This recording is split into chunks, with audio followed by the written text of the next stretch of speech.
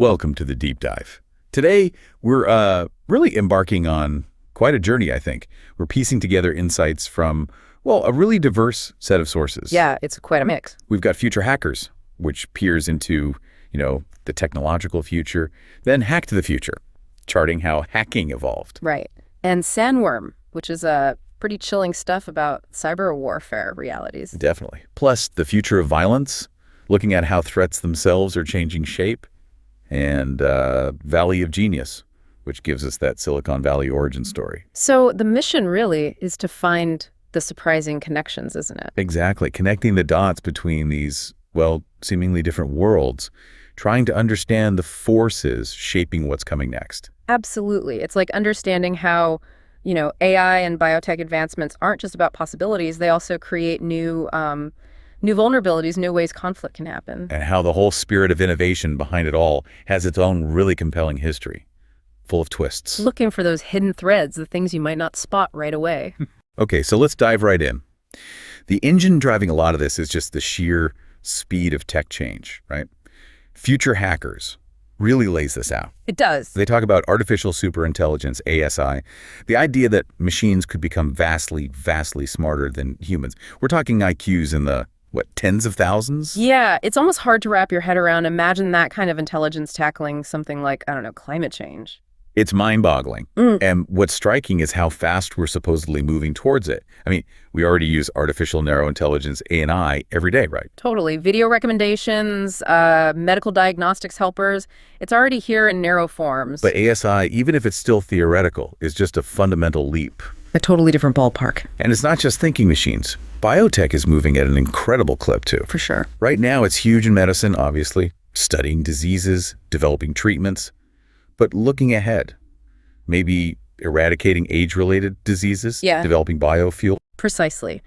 That ability to tinker with biology at the deepest level, it just opens up things that used to be pure science fiction. Huge implications for health, the environment, everything.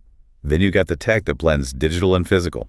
Augmented reality, AR, and virtual reality, VR. Right, the immersive stuff. We see glimpses now like Pokemon Go, digital things popping up on your phone screen in the real world, or those apps that translate menus instantly. Yeah, handy. But Future Hackers suggest AR especially could just revolutionize everything. Education, work, entertainment. Imagine an architect walking through a building design that's just overlaid on an empty plot of land. Yeah, AR adding layers onto reality, while VR is more about that full immersion in a simulated world. But AR's potential to just seamlessly weave digital info into our daily lives is huge. Okay, but this speed, this progress, it comes with some pretty serious bumps in the road.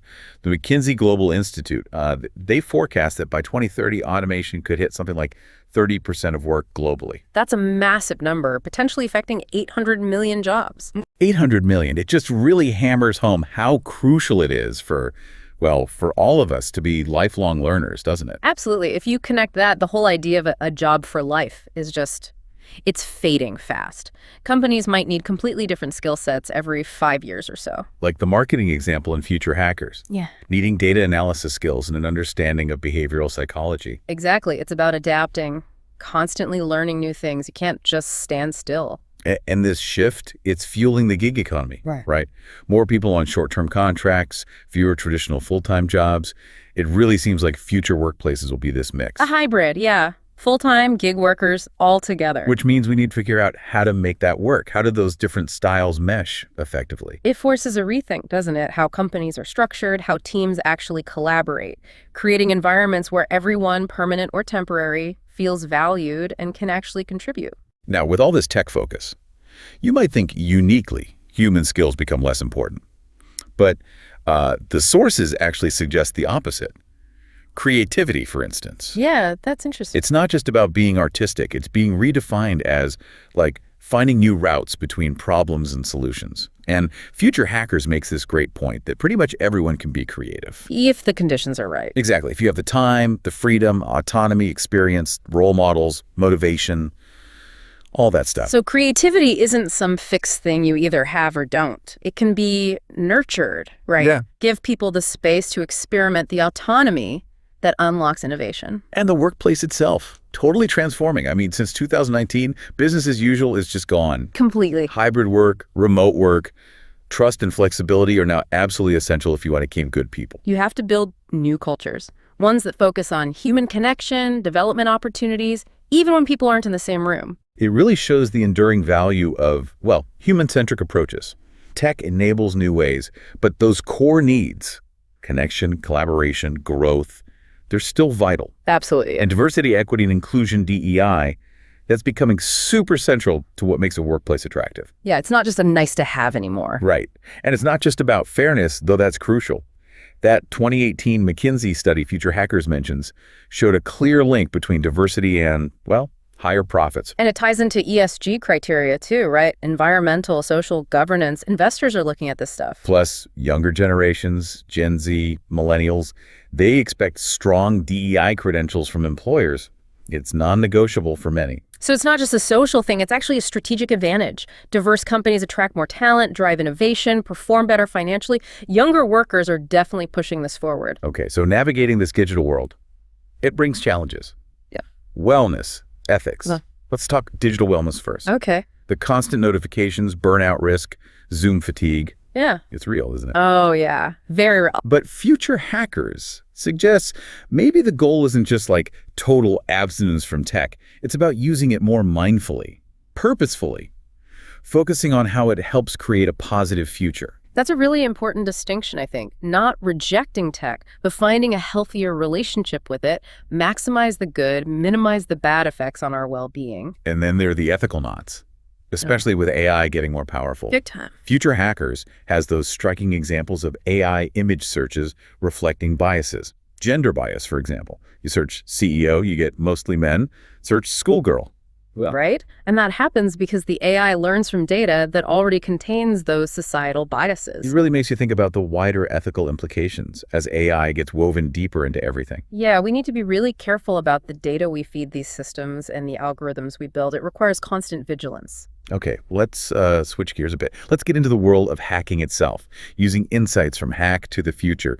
The origins are pretty fascinating. They really are. Starting with like curious engineers at elite places, MIT and Stanford and whatnot, evolving into the phone freakers exploring the phone networks. Yeah, those early explorers. It's quite a path to where the book ends up describing them, sitting in the back rooms with modern political hatchet men. Quite a journey. What's interesting is that initial drive, right? Often just pure curiosity, wanting to understand how these big, complex systems actually worked. The phone freakers, like the book shows, were basically early explorers of this new digital frontier, testing limits, finding secrets. And that curiosity, the book calls it an intoxicating feeling of discovery. That seems key. Definitely. And there was that mischief element too, wasn't there? Pranks, the lulz, flame wars. These were actually valued forms of expression early on. Yeah, that playful, sometimes disruptive vibe is classic early hacker culture. It wasn't always malicious. Often it was about showing off technical skill, having a clever, maybe dark sense of humor. It's also interesting how the words we use have changed. Like master-slave in tech, thankfully that's going. Even white hat, black hat for hackers feels a bit simplistic now. It does. The focus is shifting more towards activities, right? And rather than sticking permanent labels on people. Exactly, like a penetration tester. Someone hired to ethically try and break in to find weaknesses. That's a specific role, not a whole personality type. It reflects a more nuanced view of cybersecurity. People might do defensive stuff one day, offensive the next. Focusing on the role is just more accurate. Hack to the Future also takes us way back. The Altair 8800. Ah, the granddaddy. Yeah. Maybe not the home computer revolution we think of, but it was the first commercially successful PC. It took computing power out of just big labs and universities. Crucially, it showed there was a market for personal computing.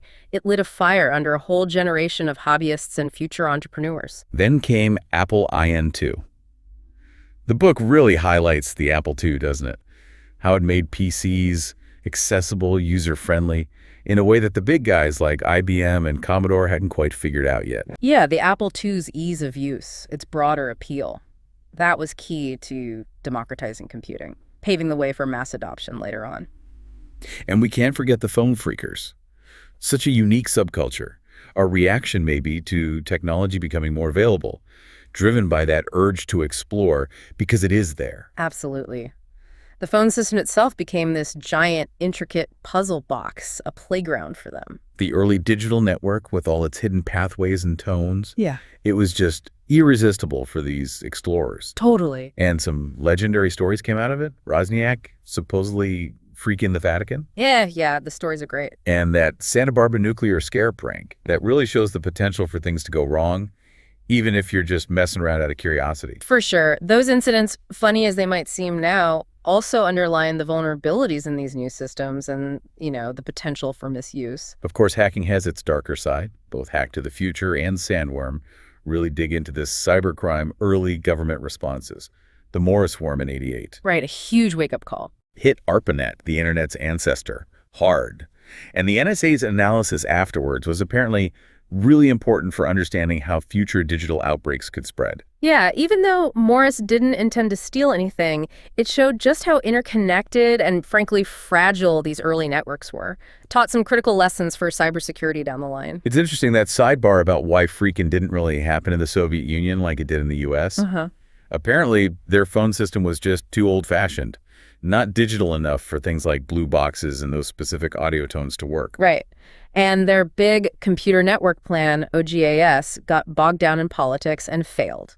So the tech infrastructure and the political climate really shaped whether these kinds of subcultures could even emerge. Definitely. The USSR's tech limits and internal squabbles just prevented anything similar from taking root there. But then, after the Soviet Union collapsed, technology rushed in, and you saw this global hacker culture explode in the 90s, kind of rebellious punk rock vibe. They even had Hacker magazine. Yeah, that period saw a huge expansion, more access to computers, the internet starting to boom. It really fueled the global hacker community. And it wasn't just individuals messing around. Hack to the Future points out governments were already paying attention way back, like the French CCCF hacker group. Actually a front for domestic intelligence, monitoring French hackers. Whoa. Yeah, that early government interest shows they recognized, even then, the potential intel value and the risks associated with hacking. The relationship between hackers and law enforcement, though, notoriously rocky, right? An understatement. Operations like Sun Devil in the U.S. really poisoned the well. Just fundamental misunderstandings about hacker motivations on both sides. Yeah, that operation really highlighted the clash, the hacker ethic of exploring versus the legal system's focus on unauthorized access. It created a lot of distrust, alienation in the hacker community. Yeah, the whole Kevin Mitnick saga. Yeah. Him dodging the FBI using freaking tricks, the Free Kevin movement afterwards, it really amplified those grievances against law enforcement. Mitnick became the symbol, didn't he, for hackers who felt the authorities just didn't get the tech and unfairly targeted people for what they saw as intellectual curiosity, not malice. Hacking even seeped into pop culture, which massively shaped how people saw it.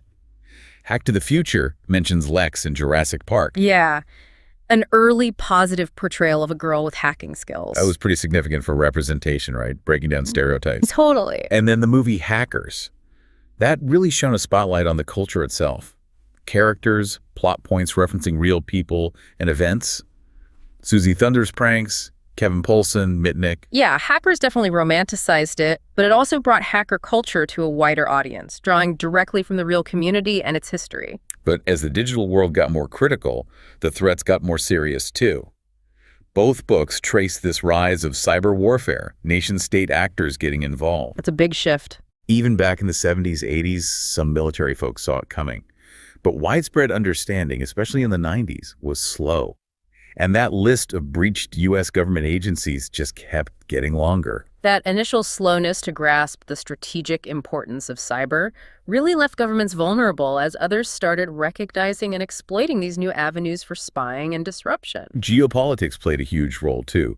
Russia seeing the color revolutions in post-Soviet countries as Western interference, information warfare, that really shaped their cyber thinking. Yeah, that perception of being manipulated definitely fueled their interest in using cyber ops as a tool to project influence and defend what they saw as their interests. The SIP AirNet breach was a shocker. Secure U.S. network hit with malware designed for air-gapped systems, computers not on the internet, showed existing defenses weren't enough. Right, a real paradigm shift moment. Then you had Solar Sunrise, Moonlight Maze. Moonlight Maze linked to Russia's FSB, right? That's where the term Advanced Persistent Threat, APT, really came from. Later, Titan Rain suspected to be China. Exactly. These showed a massive jump in sophistication and persistence. Nation-states building dedicated, skilled teams for long-term espionage, maybe even disruption. By the late 2000s, governments everywhere were actively recruiting hackers. For offense, for defense, hackers went from outsiders to, well, significant geopolitical players by the 2010s. That domestication of hacking was fundamental. Governments recognizing cyber skills as strategically vital in modern statecraft. And the conflict escalated. Sandworm talks about the Aurora generator test. Researchers showing how hackers could physically wreck critical infrastructure, like a power grid generator. Terrifying potential. And then it happened for real, didn't it? The 2015 attacks on Ukraine's power grid. Attackers got in months before then. Flip breakers caused blackouts. Yeah, moving beyond just stealing data to causing real-world physical harm through cyber means, that set off huge alarms about infrastructure security. And we even saw cyber ops directly supporting military moves, like during the Crimea annexation in 2014, Russian hackers taking down Ukrainian telecoms and internet. Integrating cyber with traditional military actions. A whole new dimension of modern conflict. Exactly. Sandworm gets deep into attribution, figuring out who did it and how threats evolve. Discovering the black energy malware in Ukraine initially pointed to Russia. The idea of a hacker fingerprint in the code, like that Arrakis-02 campaign code. Yeah, linking attacks through subtle technical clues became absolutely crucial for identifying the groups behind them. Platforms like VirusTotal, where researchers share and analyze malware, were vital for that. The book really highlights that shift, doesn't it? From cybercrime, usually about money, to cyber warfare driven by geopolitics, like that Polish energy firm targeted just for intel gathering. That's recon for an attack. Right, and then you get purely destructive stuff, like the kill disk malware used against that Ukrainian media company, a tool designed just to wipe data, and it had been floating around for ages. It marked a serious escalation. Cyber tools used not just for spying or theft, but for outright disruption and destruction. Yeah. Then Sandworm connects Fancy Bear, linked to the Russian GRU, to the 2016 DNC hack in the US, the fake Gmail site targeting Podesta and others. That brought state-sponsored election interference right into the spotlight. Hugely impactful. Underscored how cyber ops could directly mess with democratic processes, public opinion. Then there was the whole shadow brokers mystery. This group claiming they'd breached the NSA, stolen sophisticated hacking tools from the Equation Group, which is TAO, right? Tailored Access Operations. Yeah. And then they tried to auction off the stolen tools. Strong suspicions of Russian state backing. Just felt like a spy thriller plot. An unbelievable breach. Exposed incredibly sensitive cyber weapons, raised massive questions about security, even at top government levels, and the risk of those tools getting loose. And then they did get loose, didn't they? WannaCry ransomware in 2017. Exploited one of those leaked NSA vulnerabilities, became the worst ransomware outbreak ever seen. Caused chaos globally. And it was only stopped, or at least slowed, by Marcus Hutchins accidentally finding that kill switch domain. Incredible story.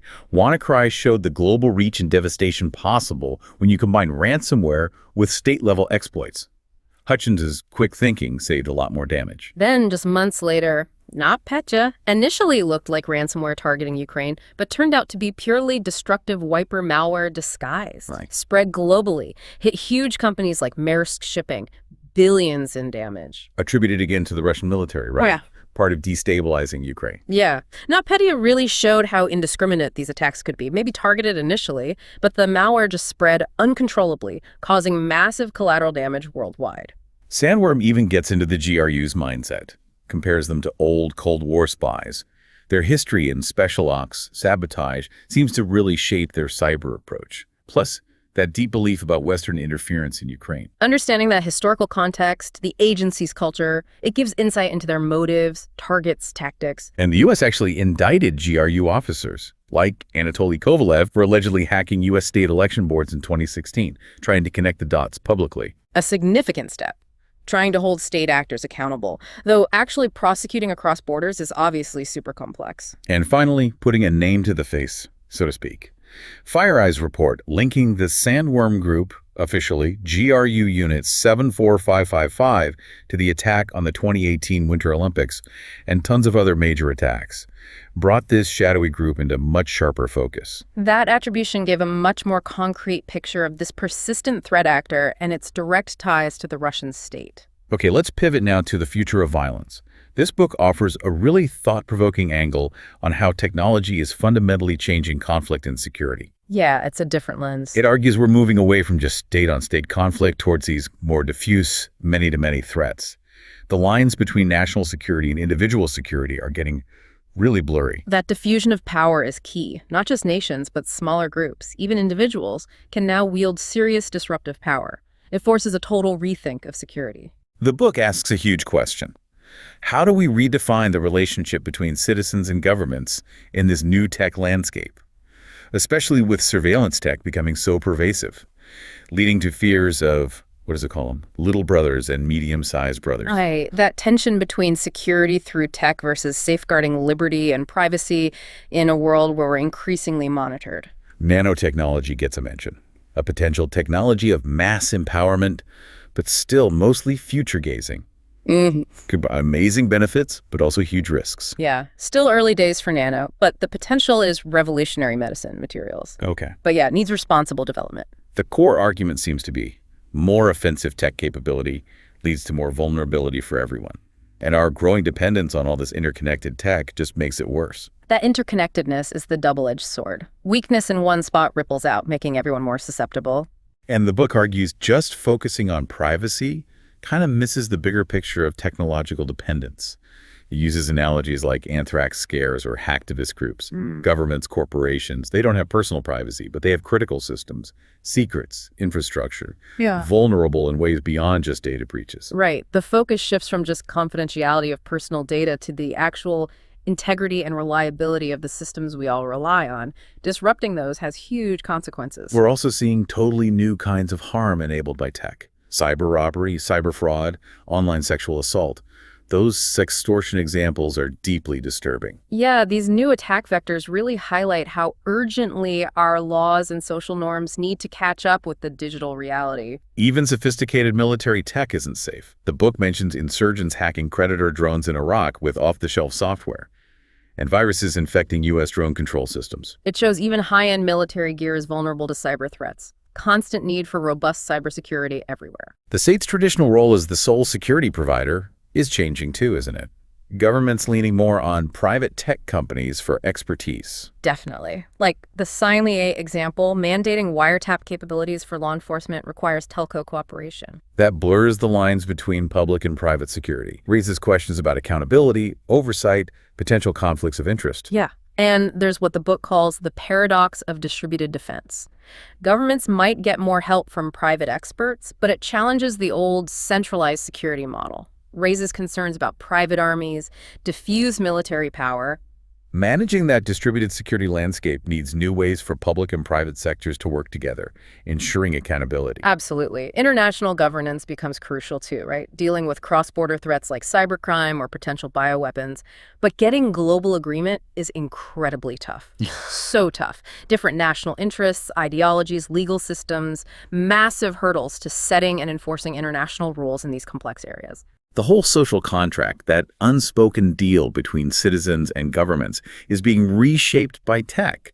It's driving political change, blurring global lines. What even counts as a security issue is getting more complex. That interconnectedness means, yeah, something happening halfway across the world can have security implications right here. Challenges old ideas of national sovereignty, needs a more global security view. The book brings up Ben Franklin's quote about liberty and security, arguing we often misunderstand it today, that maybe focusing only on privacy isn't enough to describe our vulnerabilities now. The focus needs to widen, right? From just protecting individual data to the overall resilience and security of the systems underpinning society, and figuring out how individual rights fit into that bigger picture. Traditional ideas about national sovereignty limits are also being tested.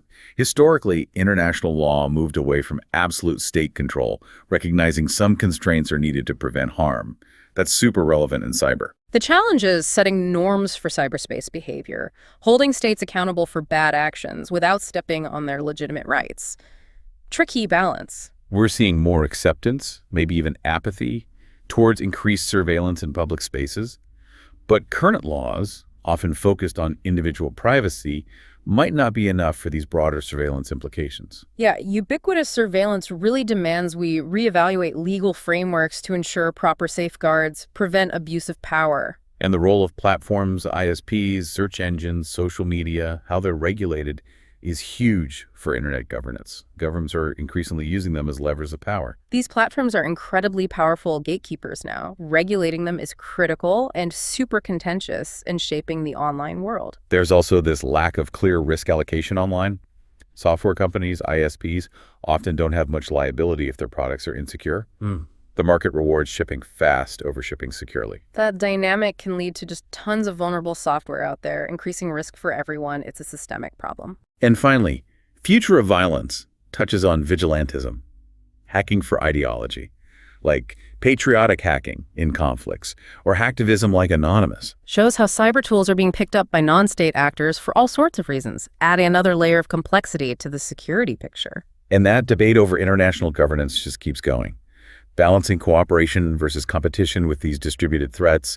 Global agreements are so hard given different national interests. And that idea of unwilling or unable states justifying unilateral action, it's complicated. Yeah, navigating that complex global landscape needs finding ways to cooperate on shared threats while respecting states' security concerns. Really tough. Okay, finally, let's dive into the story of innovation itself.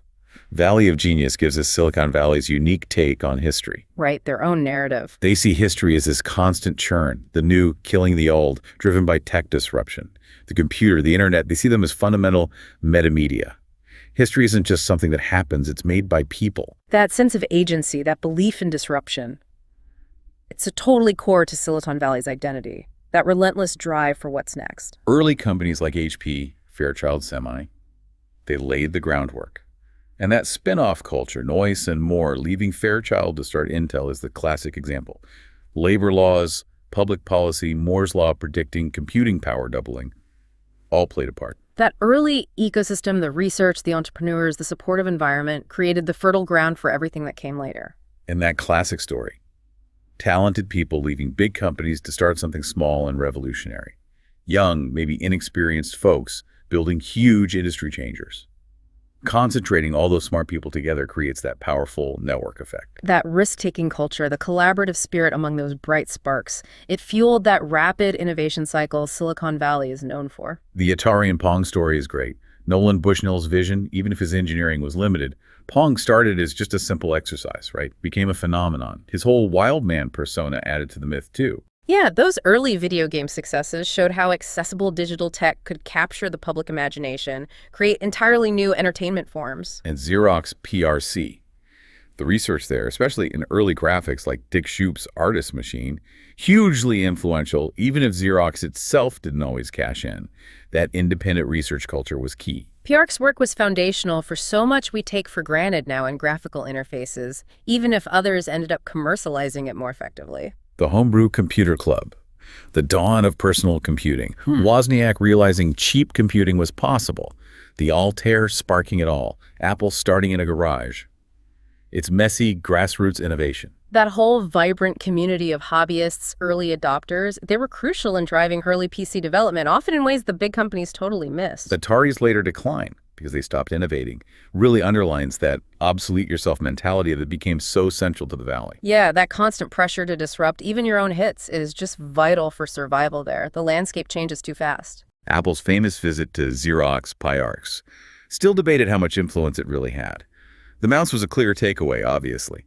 But the argument that Jobs maybe fumbled the future by not getting PyArcs' deeper stuff, legendary tech lore. That encounter is pivotal in PC interface history. Different views on who truly saw and ran with its revolutionary potential. The early hacker community, described in the book, shared humor, shared experiences, those all-night coding sessions, sounds like a unique, formative subculture that really shaped the tech world. That strong sense of community, the shared passion, it definitely fostered collaboration and problem solving back then. Even the weirder stuff, celebrities hanging out in tech spaces, building a virtual Stonehenge for Spinal Tap, paints a picture of a unique time where tech and counterculture kind of merged. Reflects that almost mythical status tech and its creators started getting in popular culture. Even before the web really took off, you had early browsers, a growing awareness of the internet's potential, like the NXT team. Those early experiments laid the groundwork for the internet's eventual massive impact. Wired magazine launching, the rise of cyberculture. Kevin Kelly, John Battelle. They helped define and popularize this emerging digital world. Wired was huge in shaping the narrative around the internet, its cultural impact for a much wider audience. Then Google. Larry Page and Sergey Brin's PhD project, basically. Mapping the web's structure, their algorithm cracking the search problem. Incredible innovation story. Google's breakthrough just revolutionized how we find and use information online, fundamentally changed everything. Napster. Rise and fall, disrupting music. The lawsuits, Metallica getting involved, Sean Parker's vision. A huge moment for digital rights, content distribution. Napster totally exposed the tension between new tech and old business models, forced that whole reckoning with copyright in the digital age. The dot-com bubble in the late 90s. Crazy growth, IPO frenzy, then the crash. A real cautionary tale about tech booms. Yeah, the crash was a stark reminder that innovation alone isn't enough. Basic economics still matter. Apple's come back with the iPod. Tony Fadell's iTunes on the go idea. Massive success, huge turning point for Apple and for portable music. The iPod showed Apple's genius at blending tech, design, and marketing, paved the way for their later dominance. Google's early culture. Rapid growth, maybe a bit chaotic, but super focused on innovation. Seems like that was key for them. That dynamic experimental vibe probably fostered a lot of the groundbreaking thinking behind their core tech. Facebook's evolution. From simple profiles to newsfeed, photos, events. Zuckerberg's vision of connecting everyone, profound, complex impact on society. Facebook's growth just fundamentally reshaped how we interact, share info, even how politics works globally. Apple pivoting from a tablet idea to the iPhone in the mid-2000s. Completely redefined mobile phones. The iPhone launch was a total paradigm shift, set new standards for interfaces, functionality. Yeah. Still influential today. Even Twitter's early days, kind of uncertain beginnings after acquiring Odeo, shows how innovation can be unpredictable, take weird turns. Underscores that iterative experimental process, right? Initial ideas can evolve massively. Steve Jobs reflecting on the early Apple days, his unconventional views, the intense secrecy later. Fascinating glimpses of the complex person behind the innovation. Yeah, those anecdotes give a more human, nuanced picture of Jobs, the icon, and what drove him. And that enduring spirit in Silicon Valley. The belief that the next 100 years is being invented right there. Pursuing moonshots like fusion power, radical life extension, speaks to that ongoing ambition. That forward-looking mindset, tackling seemingly impossible challenges, still defines the Valley ethos. And we've barely scratched the surface of all the key people who shaped this history. Right. Their collective contributions across so many fields and companies created this unique, incredibly influential ecosystem. So as we kind of wrap up this deep dive, you really see these powerful forces interacting constantly, don't you? Tech progress, the evolving security threats, that dynamic, unpredictable engine of innovation. And underneath it all, that ongoing balancing act. Security versus liberty in a world increasingly shaped by technology. The crucial thing, I think, is how deeply interconnected it all is. Tech advances create new security problems. The need for security can steer innovation, all within this context of changing social norms and values. Exactly. It's all linked. So here's something to really chew on as we finish. Yeah. As this future keeps accelerating, what parts do we actually have the most control over? As individuals, as a society? Yeah, what's our agency here? And what role will our own curiosity, our collective ethics play in how things turn out? Because like Valley of Genius says, the future is not something that happens to people. It's made by people. That's a powerful thought to end on. We're not just watching, we're participating in shaping what comes next. We really encourage you to keep exploring these ideas. Think about what these trends mean for your own life, for the world. Thanks for taking this deep dive with us today.